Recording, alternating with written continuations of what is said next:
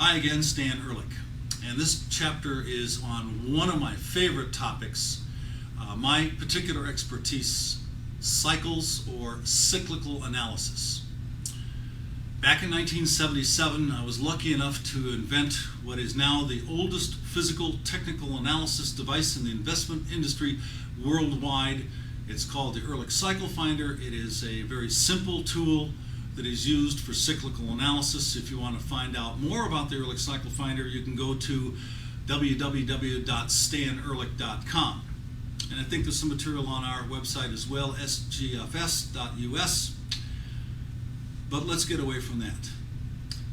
Cyclical analysis is the process of finding a series of lows that are very close to the exact same amount of time from one low to the next low, to the next low, to the next low, to the next low, etc. I do not look for sine wave type cycles, which implies that you have something like 4 weeks down, then 4 weeks up, and 4 weeks down, and 4 weeks up, or a year down, a year up, and a year down. It looks like a sine wave. There are so few of those that just are impossible to find, that don't exist. I have found in the 30 years almost that I've been looking at cycles, studying them, and trying to use them for forecasting purposes, that you find much more often a series of lows or a series of highs that don't have any correlation to each other. Nevertheless, if I told you that, for example, there was 1 month of the year when the stock market, for example, loves to form a bottom, loves to bottom out, usually comes down into this particular month, and usually stops going down somewhere in the month and turns back up again for the next couple of months or more, wouldn't that be valuable information? Wouldn't you expect to be looking for bottom formations, buy signals, other types of indicators kicking in, buy signals of some sort during what? October. Take a look at a 20 or 30 or 40 year chart on a weekly or monthly basis in, for example, the Dow Jones. Look at how many times over the decades October has provided the investor a great buying opportunity. Some of the time there wasn't a very large decline into October. Some of the time it was an incredibly huge decline into October. But almost always October has presented a major buying opportunity and a 12-month cycle low. Now, in this particular case, you could also talk about a seasonal cycle because it happens to be attached to the calendar for some reason or another, but I don't care. It just fit in that way. So I am telling you, every year, look at October as a potential buying point in time for the stock market indexes on the average, and you will see year after year that very often this tends to work very, very well. Now I'm going to present you with a cycle that has nothing to do with the calendar, except of course we're using weeks and months for measurement purposes, or days.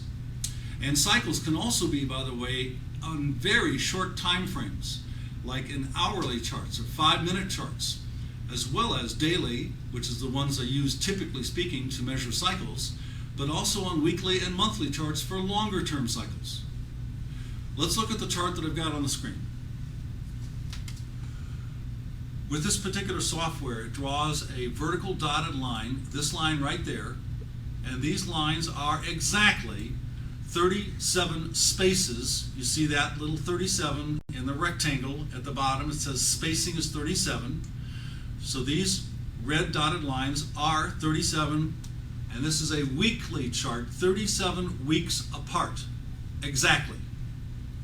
Now, since cyclical analysis is not exact, we're only looking for a point in time when we are hoping the market is going to turn around again, like it has in the past. You are anticipating that maybe next week, literally next week, since this is the gold and silver index, the XAU index, that possibly you're going to have a sharp break in silver and gold, and if this index bottoms out exactly on the expected week, which it does not always do, you're going to have a fabulous buying opportunity, we hope, in gold and silver. Plus you have a support area that the market might come down to at around 111. to correlate with a 37-week cycle. Now let's keep the camera on the chart for a moment, and let's go back 37 weeks from next week backward in time. And we see that the market came down a mild amount, and with the green line pointing to the exact turning point, the cycle was 1 week late. That's not so bad. We were still looking at an approximate time period, although we had it pinpointed. We know they're not exact every time. An approximate time when we're hoping to get a buy signal of some sort. Let's go back another 37 weeks. Bang! This one was 2 weeks late. It was also oversold at the time, giving us the impression that on this weekly chart there should be some sort of rally because of the oversold condition, let alone that it was around the time period for the 37-week cycle low. And we had a nice little rally. By the way, when you have a cyclical low of 37 weeks, do not make the assumption that the market is going to rally half of the 37 weeks like a sine wave would. We don't know. I can't tell. It might rally for a few weeks. It might rally for 30 weeks.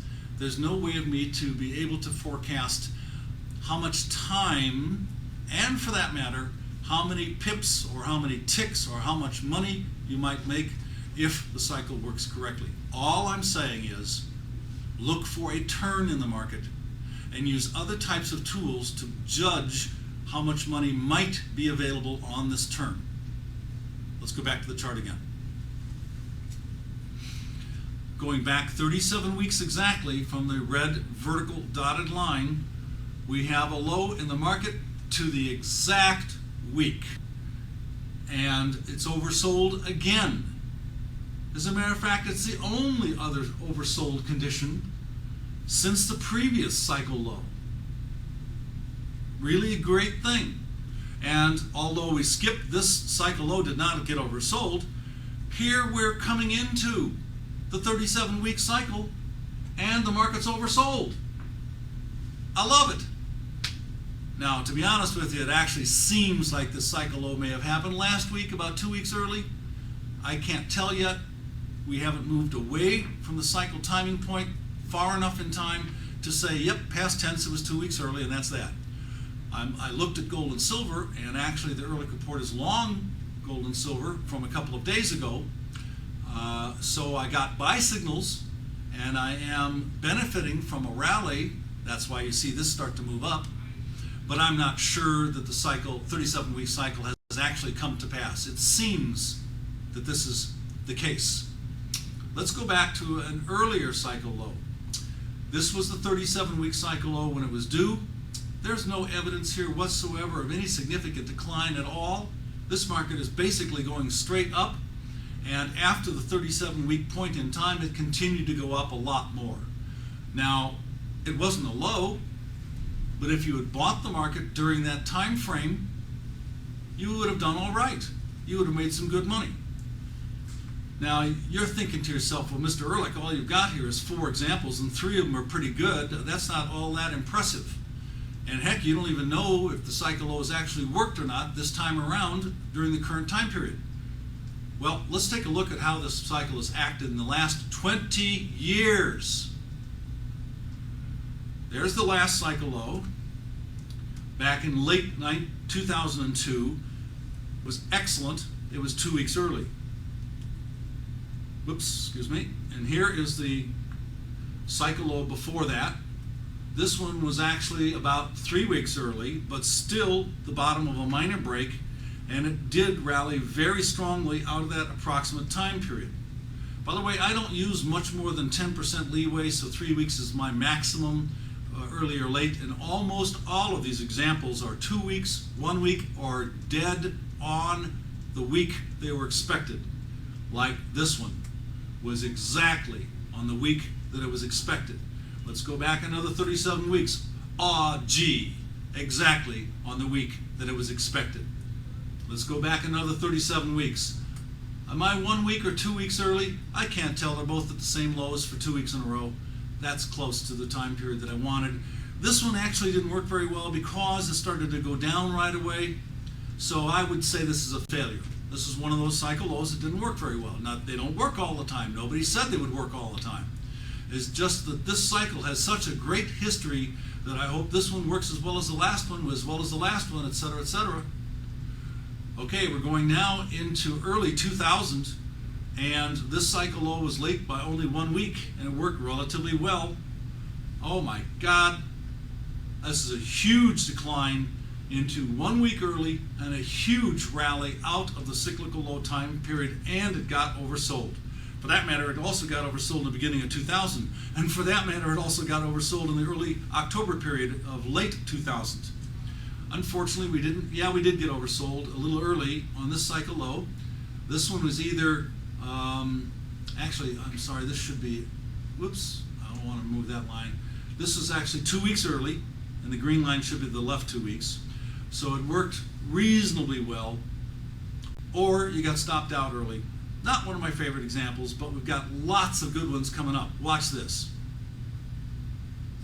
Slightly late and in a long-term bear trend, a real good rally for a couple of weeks. Plenty of elbow room to make some money. Even in a bear trend, cyclical low was only 1 week early. Oh my. Excellent example. Oversold, slightly oversold, oversold back here.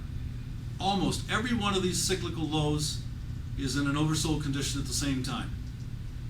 This was a couple of weeks early, no oversold condition there. I'm just going to let you look at this. Didn't work very well.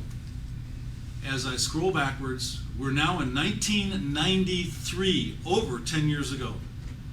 Only 1 week early, a week or two late. 1 week late, we're 1992. This one didn't work. I've only said that 2 to 3 times. And we've had a couple of dozen of these cycles so far. This is about 3 weeks late. This one didn't work very well, but it worked slightly, and it was only 1 week late. And the next cyclical low was slightly early. Worked very well after the cyclical low time period, and that's as far back as this chart will go, to 1989. It's almost a full 20 years. There's another cycle I want to talk about, and it happens to be also connected to the calendar, so you could call it a seasonal cycle. It happens to go by a couple of different names. Sometimes it's called the year-end evening up rally. Sometimes it's called the January effect, and I like to call it the Santa Claus rally, another name that you'll hear as far as this particular historical trait is concerned. And this is it.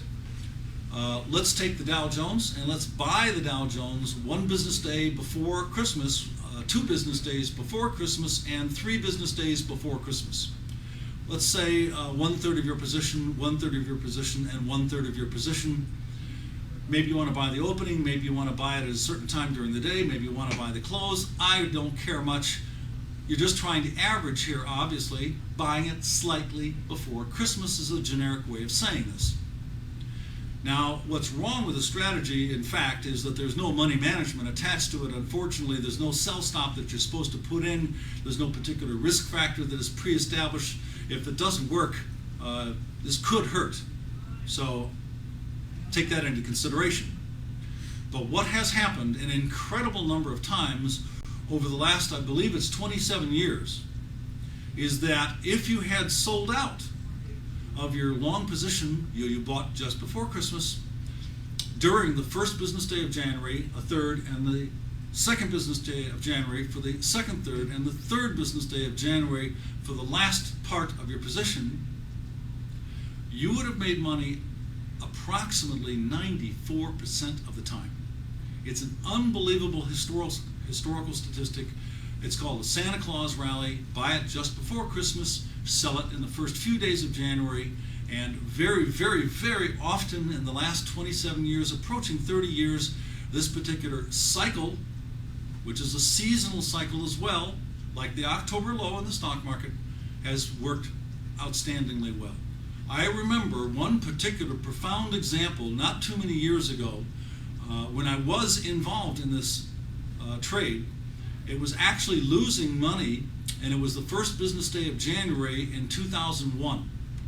And if I am correct, it was the second business day of January when Mr. Greenspan, we all remember him, lowered interest rates for the first time, and he kept doing this for many, many months to come. But it was a shock and a surprise to the stock market, which rallied, I believe it was over 300 points on that day, because it was so bullish for the stock market. Greenspan decided to start lowering interest rates, and it turned what otherwise would have been a losing Santa Claus rally into a profitable Santa Claus rally. One thing with cycles, it is not the same thing that causes the next evolution or revolution of the turn of the cycle to happen. It seems to be something totally random from a technical standpoint or from a fundamental news standpoint. They don't match. Why would the stock market bottom out every October? Which it isn't every October, but usually in October. I've never had anybody explain to me in an understandable fashion that I thought made sense why this keeps on happening. Why would the stock market do this just before Christmas and in the beginning of January? Well, some people say that portfolios liquidate the stocks that didn't do very well just before Christmas. People go on vacation and then they rebuy the stuff because they really liked it and they hope it does better the next year in the beginning of January. I don't know. If that's the reason, fine. Do I really care? Not really. The rhythm perpetuates itself. That's what I really care about. So we're not trying to discover why these things exist. We're trying to discover that they do exist and try to take advantage of them the next time they are supposed to occur. The next cyclic low or the next cyclic high. Watch the market carefully. Look for your signals. Look for the evidence that this cyclicality is coming to pass, is starting to kick in, and it's beginning to do what you thought it was going to do. And that is the way I tend to use cycles. Thank you very much.